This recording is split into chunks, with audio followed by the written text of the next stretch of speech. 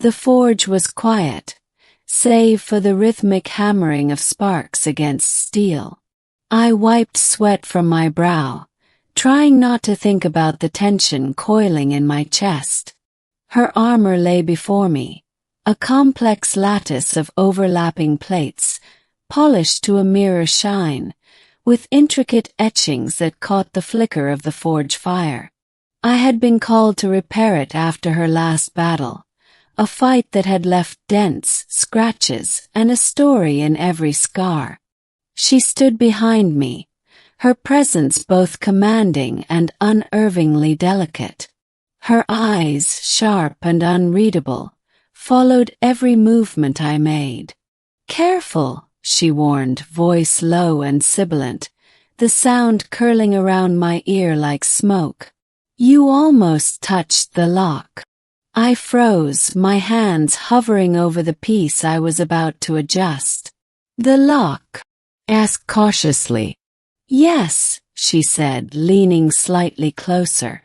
The scent of leather and metal clung to her, and I realized I had been holding my breath. "This isn't for protection. Not in the way you think." I glanced down at the armor, at the small, intricate clasp that held the breastplate together.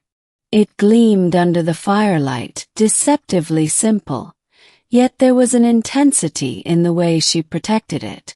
"Then what is it for?" Her eyes narrowed, almost in warning.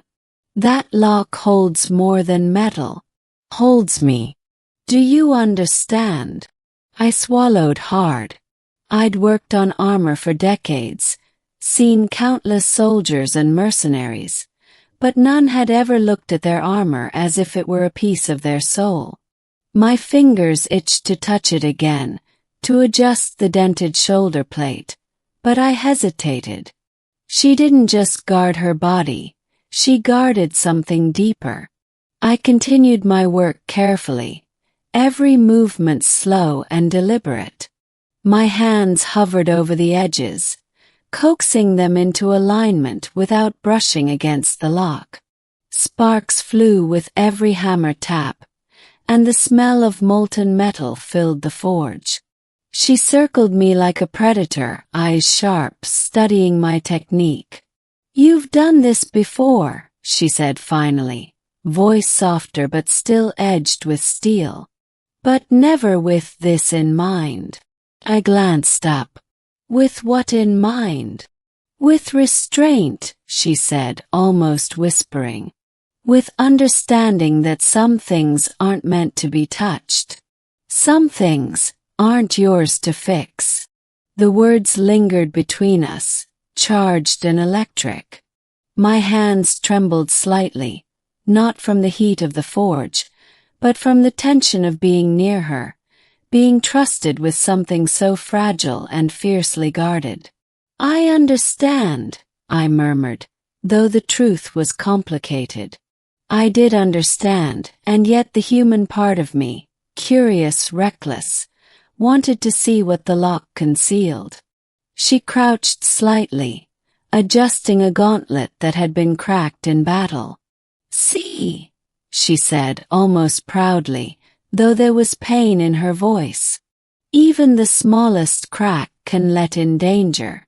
But this," her fingers brushed the lock lightly, "this is sacred." I kept my hands on the hammer, on the steel, feeling the rhythm of the work, the tension between us stretching taut like a bowstring. Sparks danced in the air, glinting in her eyes, reflecting in the lock she guarded so carefully. "I've fought many battles," she said after a long pause, voice low, "and survived. But it's not the weapons or armor that saved me." She looked away and then back. "It's this lock. It's what it keeps." I didn't press her further. There was a story there, a secret carved into steel, and it wasn't mine to pry into. I focused on the task at hand, straightening dents, sanding scratches, fitting plates back into alignment. Every motion had to be precise. One slip, one careless touch, could shatter the fragile trust she had placed in me. Hours passed. The forge glowed low, shadows stretching across the walls.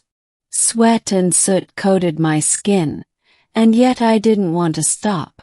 There was a strange intimacy in the silence, in the shared focus on the work that demanded precision, attention, and care. Finally, I stepped back, wiping my hands on a rag. The armor gleamed once more, flawless and deadly beautiful.